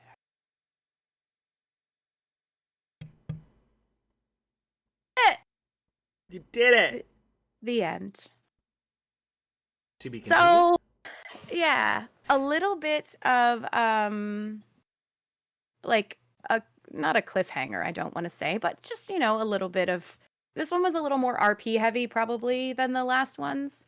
But it was kind of fun to do it that way. I didn't want to go too much into like Necrom or Apocrypha or things like that because I think that will come eventually, right? As we get more closer to the chapter and maybe even after the chapter. But for now, I just kind of wanted to give us something. We're lore seekers. We can't not do something. Agreed. We have to do something. Even if it's just reading something, we have to do something. So. Well, I like the fact that the last couple lore lessons have been from more of an RP perspective. Because it is something, too, that, like, Cash and Jibs both dabbled into a little bit. And it kind of creates, like, a nice story of, like, how the people in this community, we are a community, and we all kind of, like, bounce off of one another. We play together. We toss lore between one another, and the RP side of things is nice because we can include those people in the stories along the way, and people are like, well, who is this Aramithius person? And they'll go and they'll look and they'll find out like different things, like Aramithius and a bunch of people that they do lore taverns, and there's other people that will be referenced or have been referenced in the past that they do different things or whatnot. Yeah. So it kind of introduces those that maybe aren't actively in the community to the people that are here. Yeah, I liked it. And I did go back and listen to the Origins of the Reliquary when we were kind of not, doing anything for the time being because we didn't get a chance to sit down and record ourselves. So I got to go back and kind of listen to about 4.5 hours of them doing RP stuff. And I really like taking this world and learning about it, but from a different way and a different perspective from our side of things. And I think it's fun because the two of us I'm not the most well-versed lore person. I'm just not. But I want to learn about it. And I think it's fun to do it through a story, right? Because it gives a different way of looking at it. So I think it's kind of fun to be able to do that. And I'm excited to see where we go. Yeah, inserting little bits of lore into the RP story, so you're still getting that lore stuff, and it can be vetted. Yeah, exactly. Awesome. And everybody's had kind of those feelings, right? In a game where you've gone into a load screen, and when you come out, it's just like, whoa. Like, or so many people 100%. talk about Seyda-Neen and Morrowind and how like that is such a vivid memory for them, stepping off the boat into the docks in Seyda-Neen and just kind of the sights and the sounds and whatnot. So I thought it was kind of fun to play with that a little bit, but also to look at kind of the reliquary again and have us be part of that, maybe in more ways than have been written yet.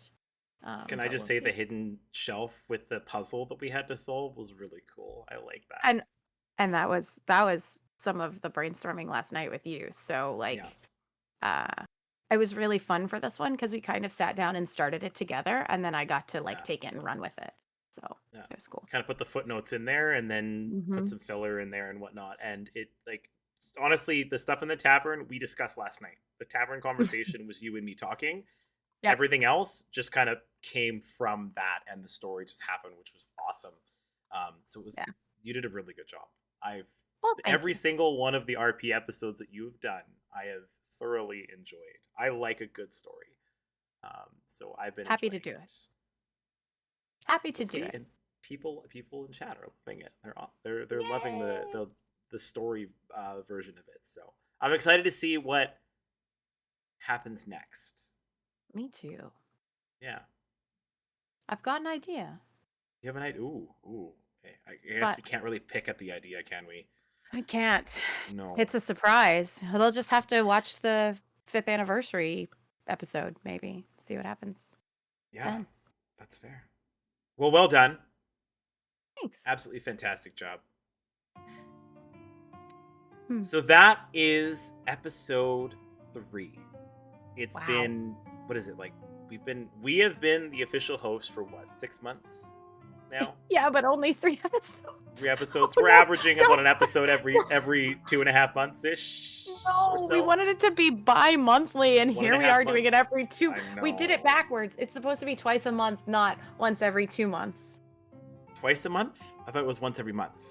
Well, it was once every month, but then remember, like, long-term goals. Yeah. That's fair. Rob, the only thing missing was that Aramithius didn't give, like, 4 plausible answers. That is true. But you know what? True. I had a time constraint, and I finished writing this about maybe an hour and 15 minutes before the show. So. Hey, you know what? I think you did. I think you threw it together right. But, you know, maybe next time we'll have, like, an Aramithius 4-point plausible answer and reasoning discussion. I looked at it as the figure it out yourself. It's over there. Yeah, fair enough. So.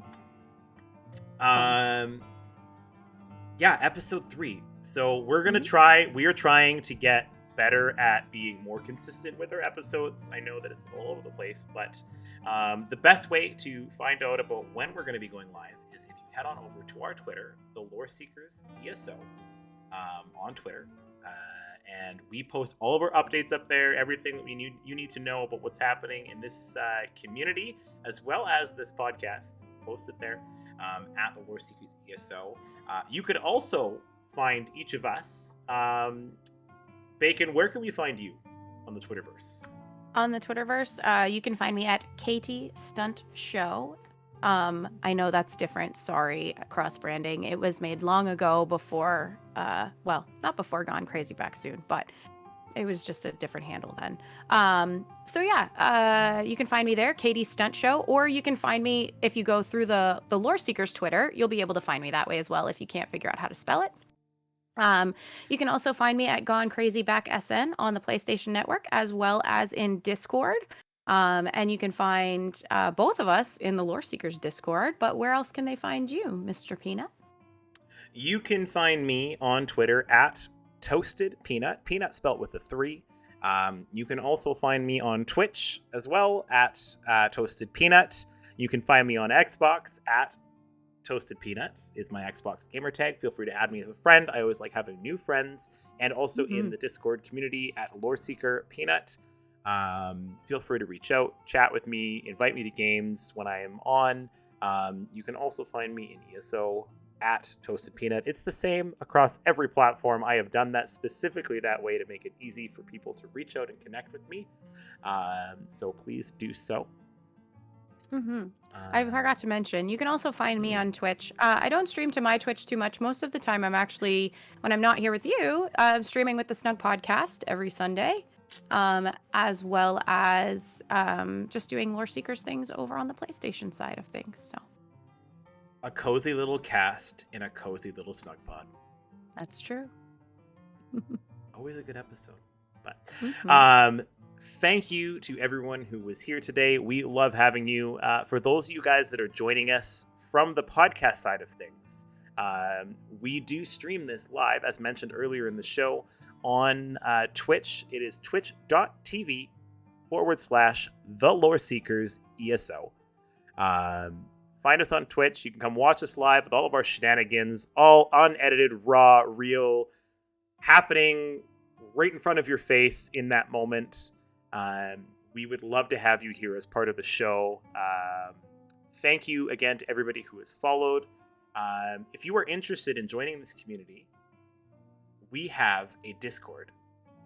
And you can join us by heading over to, what's the website again? Because I'm drawing a blank.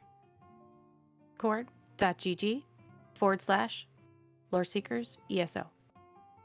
There we go.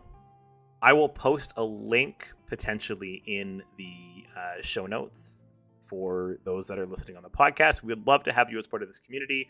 Bring with you all the knowledge, fun, and excitement of who you are and what you know into our community, as it is very welcoming in that way.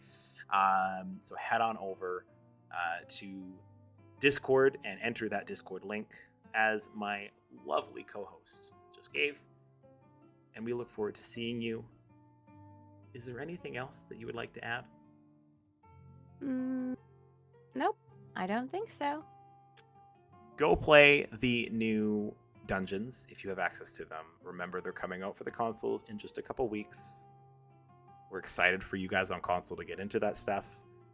And we will see you next time. Thanks again for being here, everybody. Have a wonderful night. And don't worry. Dilly. Bye, fam. Bye.